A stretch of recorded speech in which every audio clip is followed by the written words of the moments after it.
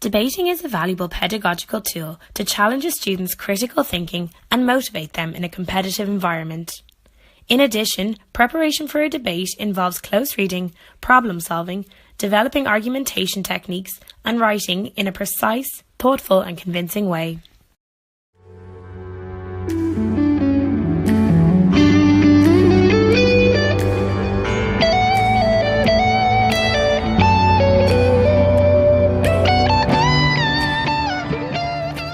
Karl Popper was born in Vienna in 1902, and he became one of the most influential theorists and leading philosophers of the 20th century. He argued that there are no subject matters, but only problems and our desire to solve them. He strongly believed that scientific theories cannot be verified, but only tentatively refuted. Through his ideas, Popper promoted a debate format in which, thanks to some cooperative effort, we may get nearer the truth.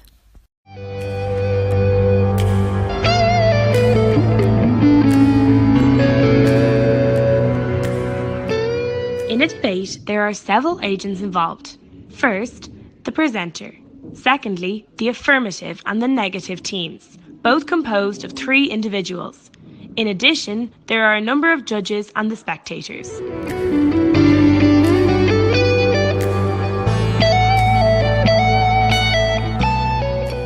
The presenter welcomes the affirmative and the negative teams and introduces the debaters. Announces the resolution. Controls the time of the speakers and also the consultation minutes of each team. Today, one of the 2 winners of the semifinals, Spain or Greece, will become the first winner of our debate competition. Only 2 countries can participate in this final, but all students have worked a lot, so I would like to congratulate all the debaters for their effort and contribution to this experience. A1 has 6 minutes to define the resolution and present the argumentation line of the A team. The rest of the members and their functions are also introduced. We are going to discuss genetically modified food. We, the affirmative team, strongly believe that the world would be better off without genetically modified food. This is a very hot debate, and not just in farming circles. We are talking about food, so people have the right to know the truth about what they eat. However, genetically modified food is in a store near us today. In fact, it's been there for years. Do you have any idea how much of what we eat each day has been made from genetically modified organisms? As soon as A1 finishes the presentation, N3 asks questions and A1 answers. Interaction might happen. And does your team define the position that mock elections should be obligatory? No, they don't have to be obligatory. The students who are interested in politics should have this opportunity to participate in these kind of elections and know how they're voting.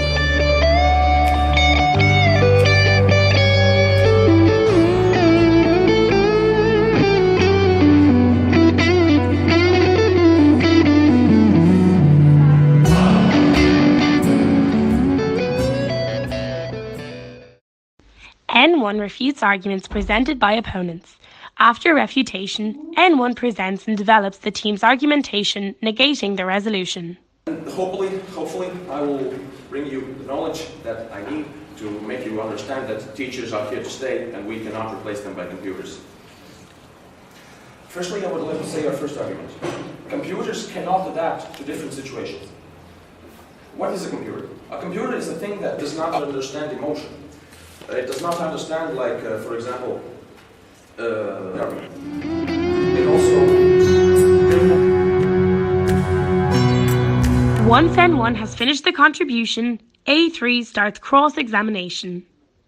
How can you say that these mock selections are forcing students to vote when these are optional in most cases? When you force someone, then this will have a different result than you want. Many people, when they be forced, they don't do whatever they want to do. They do whatever the others want them to do. A2 presents a rebuttal speech, extends arguments providing additional reasoning and evidence, In addition, A2 not only rebuilds arguments presented by A1 and attacked by N1, but also refutes N1. First of all, I would like to rebut to your argumentation because we find some weaknesses, and I think there's no point in debating about forcing. Everyone can participate voluntarily, and the teachers are not influencing them to participate. They participate if they want to, if they're interested in. But we strongly believe that critical thinking can be improved through education, and they don't need separate classes for that. Influence is from everywhere, obviously, and they get influenced by a lot of things. But if we can protect them from the influences, but if they develop the... This time, A2 cross-examines N1. But why not doing this by education? Why not encourage people to vote rather than force people to vote? Because some of these people do not actually want to participate in the political system. Why force and not encourage? N2 presents a rebuttal speech, extends arguments providing additional reasoning and evidence, rebuilds arguments presented by N1 and attacked by A2, and refutes both A1 and A2 in their constructive and rebuttal speeches. And I'm going to talk about the influence that teachers can produce on students, and also about the exclusion situations that can be created between students or even between friends due to differences at the moment of choosing a candidate in mock elections. But first, I'd like to point out some aspects on A2 intervention that my team disagrees on. Well, you have said that teens have to be prepared for the real elections because if not, they're going to crash. We also defend that, but we think that the correct way of preparing teens to real elections is not by forcing them to vote when they are so young that they have not a complete vision of the society that is needed to vote. We have to inform teens with awareness campaigns. You say that mock elections... N2 is cross-examined by A1. Animals, we need to feed them. To feed animals, we need to make plants. So basically, plants that we could give to humans are fed to animals. Right? When we destroy forests, we decrease we kill plants. So if we don't kill forests, we don't kill plants. So basically, I'm asking why don't we manage resources better? Just because to breed animal, it's much harder to breed animal than to breed plants. Okay, I understand your point, but we have to think the bigger picture because, as I said before, the food chain and all the ecosystem will change. Both A3 and N3 summarize arguments presented by their respective teams, highlighting their strong points and pointing out the opponent's weak points. It is now my pleasure to summarize this debate and take a look at what both sides have said and see what the outcome of this debate actually is. Our arguments consist of three main structures: environmental, public health, and economic concerns. We have been told by the opposition that genetically modified food is an innovation, something revolutionary that will save the world from traditional agriculture and farming. Well, to complete this debate, I would like to emphasize in 5 points. The first is a clarification. The second, a statement. The third is a quote. The fourth is a question. And the fifth is a conclusion that will seem obvious to all. In first place, nobody should be affected by transgenics or have to eat them if they don't want to, because it is possible to take security measures like... After N3 has finished with the speech, it's time for the judges to deliberate. A rubric will be used by each member.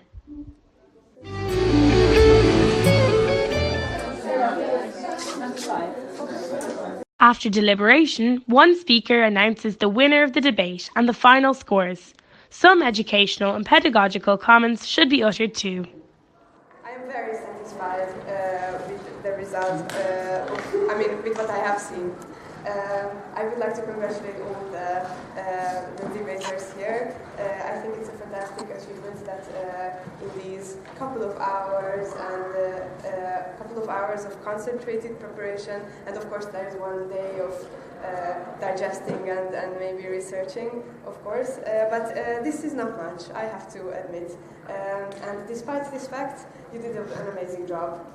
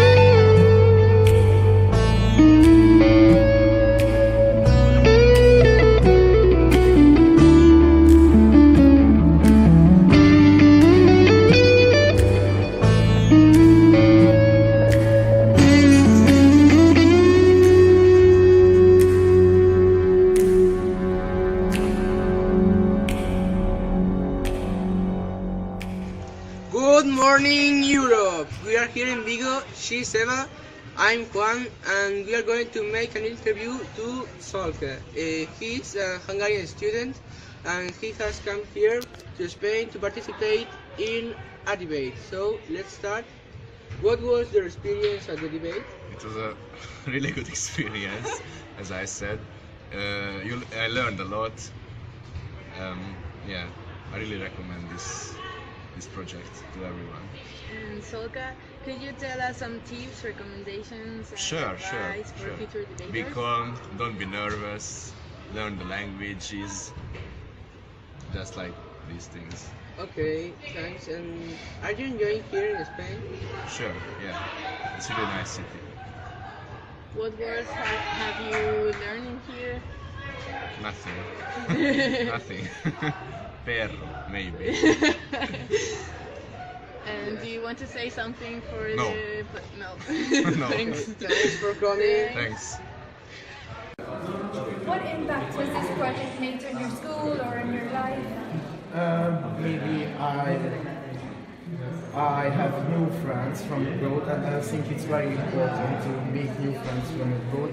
And my school makes some advertisement. I think it's important to show the other children in our school they can travel around the world or Europe or something like that and meet new people, and maybe they have some more